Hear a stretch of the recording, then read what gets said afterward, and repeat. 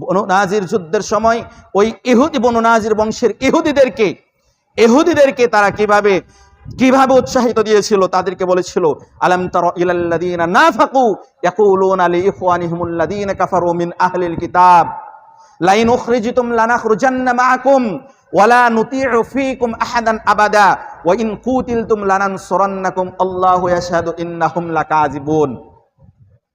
ওই বনু নাজির যে অংশ ছিল, গোষ্ঠী ছিল, ওই গোষ্ঠীকে, ওই ইহুদিদেরকে আব্দুল্লাহ ইবনে উবাই তলে তলে ঘোষণা দিয়েছিল আলাম তারা ইলাল্লাযীনা নাফাকু ইয়াকুলুনা লিইখওয়ানিহিমুল্লাযীনা কাফারু, যদি নবী সাল্লাল্লাহু আলাইহি সাল্লামের বাহিনী তোমাদেরকে তোমাদের বংশ থেকে বাহির করে দেয়, তাহলে আমরাও তোমাদের সাথে থাকবো, আমরাও তোমাদের সাথে চলে যাব। কে বলেছিল? আব্দুল্লাহ ইবনে উবাই। কিন্তু সে কিন্তু ইসলাম কবুল করেছিল। নবী সাল্লাল্লাহু আলাইহি সাল্লামের সাথে সালাত আদায় করত, সব হুকুম আহকাম পালন করত, কিন্তু তলে তলে মুশরিকদের সাথে ষড়যন্ত্র করে তাদেরকে বলেছিল যে তোমাদেরকে যদি বাহির করে দেয়, আমরাও তোমাদের সাথে বাহির হয়ে যাব।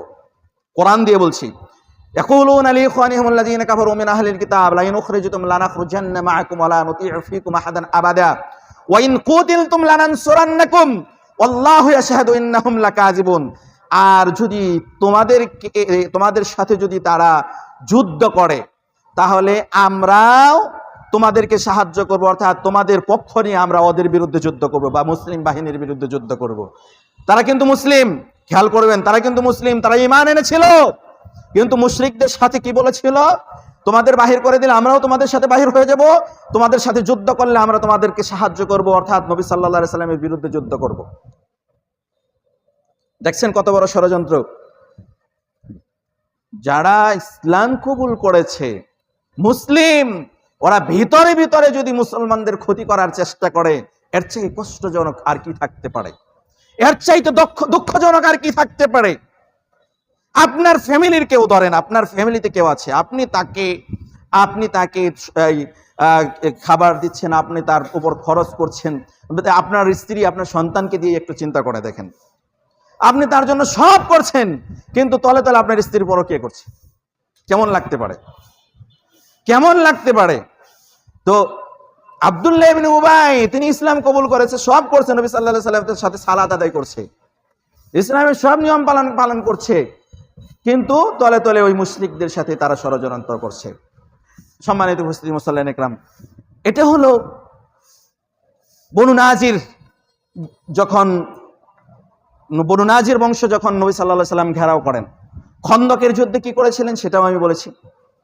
তারা খন্দকের যুদ্ধে তারা যখন নবী সাল্লাল্লাহু আলাইহি সাল্লামের যে বিশাল খন্দক ছিল, বিশাল পরীক্ষা খনন করেছিলেন, সেখানে তারা বলেছিলেন যে নবী সাল্লাল্লাহু আলাইহি সাল্লাম আমাদের সাথে যা করছে সেটা প্রতারণা ছাড়া আর কিছুই নয়, এটা নিশ্চয় একটা প্রতারণা, সুতরাং তোমরা ফিরে চলো। মুসলমানদের এমন একটা অবস্থা, 1 মাস তারা ওই খন্দকের ওখানে অবস্থান করেছিলেন, খানা পিনা বাদ দিয়ে, সব বাদ দিয়ে তারা অবস্থান করতেছিলেন। এমন অবস্থায় আব্দুল্লাহ ইবনে উবাই মুসলমানদের, কিছু দুর্বল চরিত্রের মুসলমানদের প্ররোচনা দিতে দিতে সেখান থেকে তাদেরকে ভাগিয়ে নিয়ে আসেন মুসলমানদের শক্তিকে কমিয়ে দেওয়ার জন্য। এরপরে চলতে ফিরতে উঠতে বসতে এই মুনাফিক মুসলিম নামধারী মুনাফিক নবী সাল্লাল্লাহু আলাইহি সাল্লামের বিরোধিতা করতেন। ও বদরের যুদ্ধে যখন মুসলমানরা বিজয় অর্জন করে, তারপরেই কিন্তু আব্দুল্লাহ ইবনে উবাই তিনি নবী সাল্লাল্লাহু আলাইহি সাল্লামের কাছে ইসলাম কবুল করেন, কিন্তু বদরের যুদ্ধে ইসলাম কবুল করার